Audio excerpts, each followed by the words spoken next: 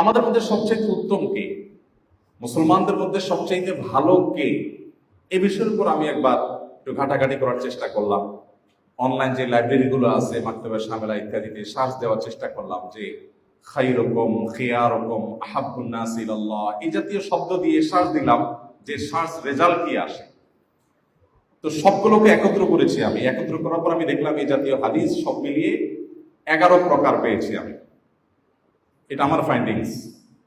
11 প্রকার মানুষ পেয়েছি, যে মানুষগুলো সম্পর্কে নবী সাল্লাল্লাহু আলাইহি ওয়াসাল্লামের কমেন্ট ছিল যে তোমাদের ভিতরে সবচেয়ে সেরা এই ব্যক্তি, এই ব্যক্তি, এই ব্যক্তি, এই ব্যক্তি। এই 11 প্রকারের মানুষ নিয়ে একটা বক্তব্য আমার আছে ইউটিউবে, নবী সাল্লাল্লাহু আলাইহি ওয়াসাল্লামের চোখে সেরা 11। আমি অবাক হয়েছি যে এই 11 প্রকার মানুষের মধ্যে এক প্রকার মানুষ পেয়েছি, খায়রুকুম মান তাআল্লামাল কুরআন ওয়া আল্লামা, তোমাদের মধ্যে সবচেয়ে উত্তম মানুষ তারা যারা কোরআন শেখে আর কোরআন শেখায়, কোরআনের ছাত্র এবং শিক্ষক, তারা আল্লাহর কাছে সবচেয়ে উত্তম। এই একটা হাদিস পেয়েছি শুধুমাত্র সরাসরি ইবাদত সংশ্লিষ্ট। আর 10টি হাদিস বা 10 প্রকারের হাদিস যেগুলো পেয়েছি শ্রেষ্ঠ মানুষের, তার সবগুলো হলো আখলাক রিলেটেড, আচরণ রিলেটেড, তার একটিও ইবাদত রিলেটেড না।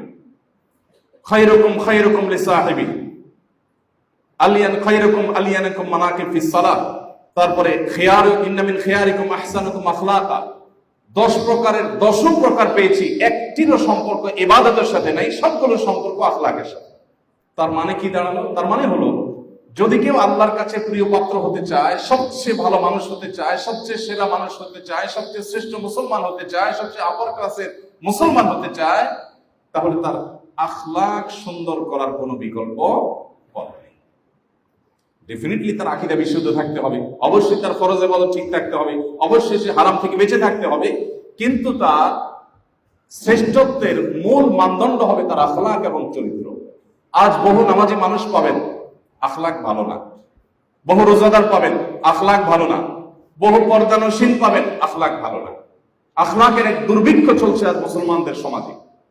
আজ এই সমাজে আমাদের বিশেষ করে নবী করিম সাল্লাল্লাহু আলাইহি ওয়াসাল্লামের জীবনের তার আখলাকের দিকটিকে আমাদের বারবার পাঠ করা দরকার, পুনর্পাঠ করা দরকার, জানা হাদিসগুলোকে বারবার পড়া দরকার, এবং সেই সাথে আখলাক সুন্দর করবার জন্য ভালো আখলাকের অধিকারী মানুষদের সোহবতে যাওয়া দরকার।